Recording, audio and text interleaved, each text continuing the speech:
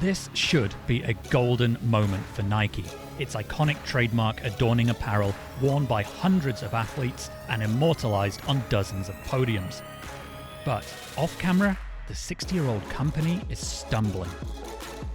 Nike has been one of those growth companies that has really worked well. It's been a surprise to investors who hadn't really seen this coming. For the fiscal fourth quarter, it looks like a miss pretty much across the board. This is the first real time that you're seeing Nike really struggle with competition.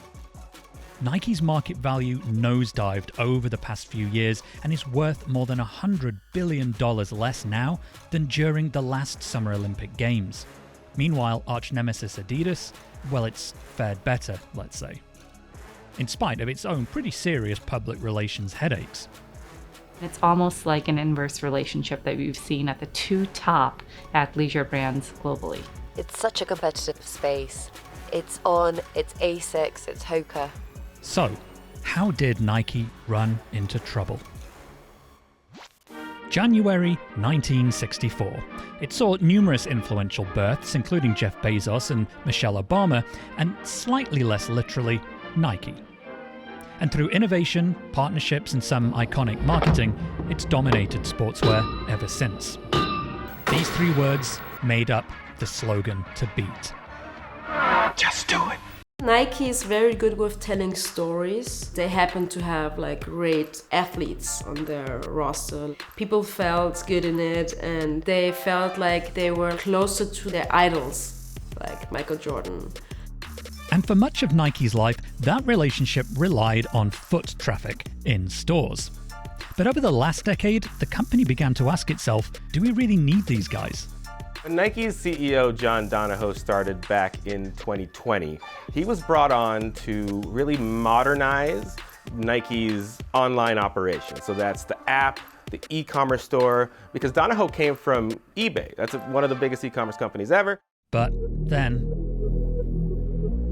when the pandemic hit, everything went online, right? So it was all e-commerce, it was all buying off apps, it was all Amazon, everything like that. I have this app called Sneakers app and they release the limited releases. They were all dropped in this app and in a few top tier stores. People really moved toward more casual clothing, and that included sneakers. We stopped going to work. We didn't have to wear formal shoes anymore. High heels slowed down. These are things we didn't have to wear and we didn't want to wear because they're not as comfortable as casual sneakers. products like these, or these, comfortable, cool, and wildly popular with shoppers.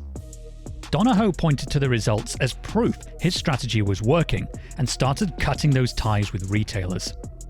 But I think that Nike wanted to make digital be 60% of their business, and within their DTC, which is digital and stores, they wanted it to be more balanced. What that meant for a company like Foot Locker is that suddenly they need to become less reliant on Nike. They have to go out and find other brands that'll fill that space. So like Hoka or On or Adidas or anything else that they can have that can take that shelf space and they can present to consumers.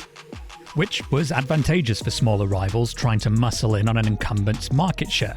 And it's part of what's driven this surge in investor appetite for the shares of On and Hoka parent company Deckers. As the world reopened, it turned out people still quite liked buying shoes in stores, but Nike just wasn't in as many of them now. Instead, shoppers discovered those rivals and upstarts with fresh, innovative new styles they'd been craving. We know that there's a cyclical trend in retail away from bricks and mortar and towards technology, but it looks like Nike just pivoted too fast into tech. Nike's lean into lifestyle brands like the Air Force Ones and Dunks paid off during the pandemic, but its lack of fresh offerings also now became apparent. They started with the Dunk. At first, everybody wanted to have them, and then they started to releasing them every day, almost, in different colors. There was nothing new, just hundreds of different colorways. It was kind of like done, and the hype was done. This is a story of misfires being masked by a pandemic sales boom. Nike didn't bank on needing so many retail partners once lockdowns ended. And by sidelining them, the company freed up shelf space for rivals to show off the innovative styles it didn't have.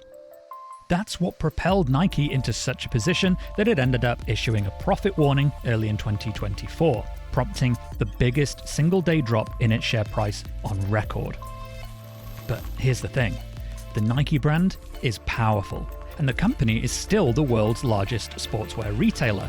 That gives it a solid foundation from which to turn things round. It started by rehiring 30-year veteran Nike executive Tom Petty, who'd retired 4 years earlier, and with one goal: rebuild relationships with retailers.